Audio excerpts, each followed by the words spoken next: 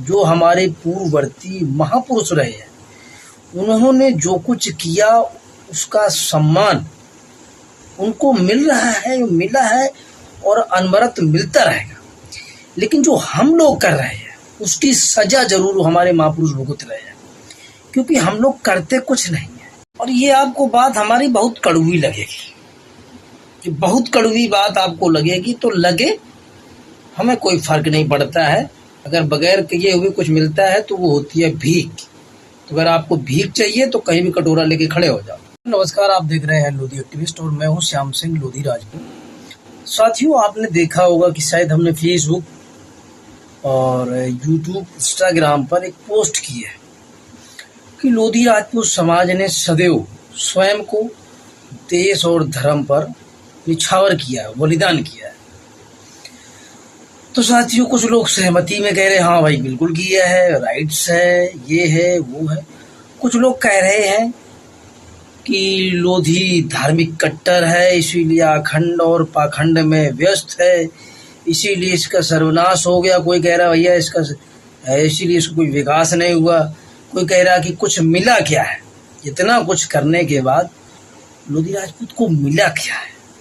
साथियों, हमारे सम्मानित बुद्धिजीवी भाई बंधु ये भूल जाते हैं कि मिलता उसको है जो भिखारी होता है। भिखारियों को कुछ ना कुछ दिया जाता है, भिखारियों को मिलता है जिसने जो कुछ किया था। जो हमारे पूर्ववर्ती महापुरुष रहे हैं, उन्होंने जो कुछ किया उसको, उसका सम्मान उनको मिल रहा है, मिला है और अनवरत मिलता रहेगा। लेकिन जो हम लोग कर रहे हैं उसकी सजा जरूर हमारे महापुरुष भुगत रहे हैं, क्योंकि हम लोग करते कुछ नहीं है, बातें बहुत करते हैं। एक बंधु भूल जाते हैं कि अगर हम जितनी बहस और तर्क करते हैं उसका 20% अगर हमने खुद की योजनाएं बना करके और एक मिसाल पेश की होती। अब आप मुझे अपने आसपास के गांव या अपने गांव में मुझे बताइए कि कितने लोग फिजिकल तैयारी करते हैं,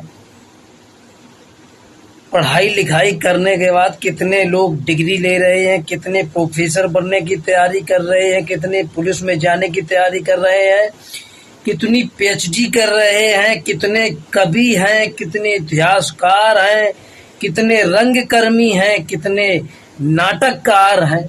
बताइए, आप उंगलियों पर गिनने लायक 2-4 लोग होंगे जो कुछ कर रहे होंगे, और जो कुछ कर रहे होंगे उन्हीं के गांव के, उन्हीं के घर के, उन्हीं के आसपास के कुछ तुच्छ सोच वाले समाज के बंधु उनकी टांग खींच रहे होंगे। ये आज का सत्य है।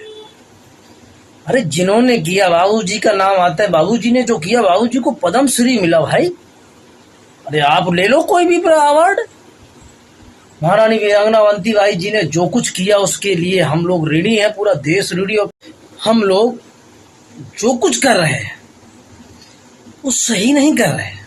देखो साथियों, किसी की बुराई, जलनशीलता, ईर्ष्या, द्वेष, इसमें जितना हम समय बर्बाद कर रहे हैं, नष्ट कर रहे हैं, उसका अगर 30% भी हमने समाज के सही दिशा देने में खर्च किया होता तो समाज सही दिशा में जा रहा होता।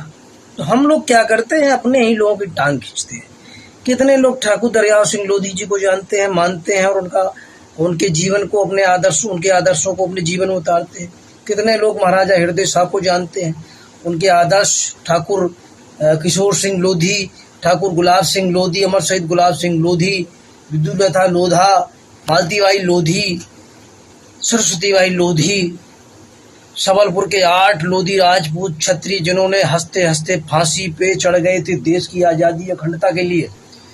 तो हम लोग क्या करते हैं कि अपने महापुरुषों के जीवन चरित्र, उनके आदर्शों को तो दूर, कोसों दूर, हम लोग खुद गुलामी की जंजीरों में जकड़े और अपने पूर्ववर्ती या समकालीन जो लोग हैं उनको गालियां देते हैं। अगर अभी हमारा कोई सामाजिक बंधु कोई अगर विधायकी लड़ना चाहे तो कोई भी लोधी जाति का वोट उसको नहीं मिलेगा। 1-2% मिल जाएगा, बाद बाकी सपा के बसपा के। शिक्षा के क्षेत्र में अमरपाल सिंह लोधी जी IAS बहुत अच्छा काम कर रहे हैं, लोग उनकी भी टांग खींच रहे हैं। अब बताइए, राजनीति में, भारतीय राजनीति में सबका दल यूनाइटेड आपके लिए एक विकल्प है। आप उस विकल्प को ना अपना करके ठुकराते हुए भाजपा सपा बसपा को वोट दे रहे, क्यों दे रही है? आपके पास जब विकल्प है, तो जब राजनीतिक रूप से मजबूत होने की अगर बारी आती है तो आप सबका दल यूनाइटेड को नहीं चुनते हैं। शिक्षा और रोजगार के क्षेत्र में, सुधार के क्षेत्र में, आंदोलन के रूप में अगर लक्ष्य अमरपाल सिंह लोधी जी अच्छा कार्य कर रहे हैं, आप उनको सपोर्ट नहीं करते हैं। हमारा इतिहास इतना स्वर्णकालीन है, स्वर्णिम है, आप उनको कितना पढ़ते हैं? उनके आदर्शों को आप कितना पढ़ते हैं? बताइए। आप ये कहते हैं आपको मिला क्या? जिन्होंने कार्य किया उनको बहुत कुछ मिला। आपने क्या किया जो आपको मिले? आप उनके किए हुए कार्य के सहारे अपनी रोजी रोटी चलाना चाहते हैं, उनके नाम का आप दोहन करना चाहते हैं, तो दोहन तो आपको नहीं मिलेगा।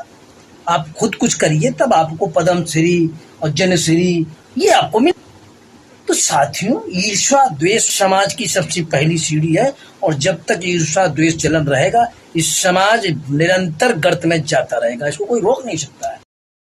वे राजनीति की बात आती है तो लोग कहते हैं यार अपने समाज का व्यक्ति विधायक होना चाहिए, अपने समाज का सांसद होना चाहिए, अपने समाज का जिला पंचायत सदस्य होना चाहिए, ब्लॉक प्रमुख होना चाहिए। लेकिन अगर कोई समाज का व्यक्ति विधायकी का चुनाव लड़े, निर्दलीय सांसदी लड़े, जिला पंचायत लड़े, ब्लॉक प्रमुख ही लड़े, तो लोग कहेंगे यार किस पार्टी से हो? सपा से हो, भाजपा से हो, बसपा से हो, किससे हो? कोई बड़ी पार्टी का सिंबल है, समर्थन है? तो जब राजनीतिक विकल्प के रूप में आपके पास कोई व्यक्ति आपका सहारा लेके चुनाव लड़ना चाहते हैं, तो आप अपना वोट दे नहीं सकते हो, तो आपको सहारा चाहिए राजनीतिक दल का, किसी बड़े दल का सहयोग चाहिए। तो साथियों, जब आप खुद अपना वोट अपने सामाजिक बंधु को नहीं दे सकते हो, तो किस मद में आप कहते हो कि आपको मिला क्या? अरे जिसको झुनझुने की आस होती है उसको झुंझुना ही दिया जाता है। तो लोधी राजपूत समाज के जो पूर्ववर्ती जितने भी हमारे महापुरुष हुए, उन्होंने जो कुछ किया उसी की बदौलत इस समाज का मान और सम्मान बरकरार है। नहीं तो वर्तमान पीढ़ी ईर्ष्या द्वेष जलन पाखंड, किसने कहा पाखंड करो? किसी ने कहा कि किसी बाबा को घर में घुसेड़ लो, किसी पंडित को अपनी छाती पे मूंग दलने के लिए बिठा लो? और ये कार्य तो आप खुद करते हो, किसी भगवान ने नहीं कहा। लेकिन जब तुम चाहते हो तो मूंग। कोई समाज में पाखंड बहुत, आखंड बहुत है। बगैर धर्म के जीवन चक्र की कल्पना और परिकल्पना और संकल्पना व्यर्थ है, क्योंकि धर्म से जाति और जाति से मनुष्य का ही उद्भव और विकास सब कुछ होता है।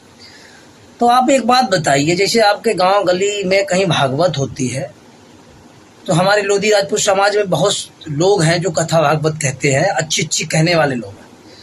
तब आप लोग कहते हो कि मैं तो ब्राह्मण के मुख से, श्री मुख से भागवत का श्रीपान करना चाहता हूँ, तो आपको ब्राह्मण चाहिए। फिर आप क्यों कहते हो कि पाखंड? तो जो ब्राह्मण आएगा वो तो ये भी नहीं बताएगा कि आप हो कौन और आपका लक्ष्य क्या, आपकी कैसे मुक्ति होगी, आपको क्या जीवन में करना चाहिए। वो तो अपना बस जो भी राम कथा है सुनाए चला जाएगा। तो जब आप छोटी सी एक भागवत नहीं करा सकते हो अपने समाज के व्यक्ति से, तो आपको बीच में टिपिट टिपिट करने की कोई आवश्यकता नहीं है। क्योंकि देखो, धर्म और धंधा एक दूसरे के पूरक है। जरा सोचने वाली बात है, क्योंकि जीने के लिए आपको धन चाहिए, और धन तभी मिलेगा जब परिश्रम करेंगे। तो आप अगर शिक्षा दे रहे हैं तो वो भी परिश्रम है। तो साथियों, आप इसको अन्यथा ना लें और वीडियो को शेयर करें, कमेंट्स जरूर करें कि क्या ये उचित है या नहीं है। आप लोग ऐसा करते कि नहीं करते? और ये आपको बात हमारी बहुत कड़वी लगेगी, बहुत कड़वी बात आपको लगेगी, तो लगे, हमें कोई फर्क नहीं पड़ता है। काम नहीं करेंगे भाई, अगर काम करोगे तो ही आपको कुछ मिलेगा, और मिलना है अगर बगैर किए हुए कुछ मिलता है तो वो होती है भीख। तो अगर आपको भीख चाहिए तो कहीं भी कटोरा लेके खड़े हो जाओ। साथियों। बाकी जिन महापुरुषों ने बहुत कुछ देश समाज के लिए किया है, धर्म के लिए किया है, उनको बहुत कुछ मिला और बराबर जब तक धरती रहेगी उनको मिलता रहेगा।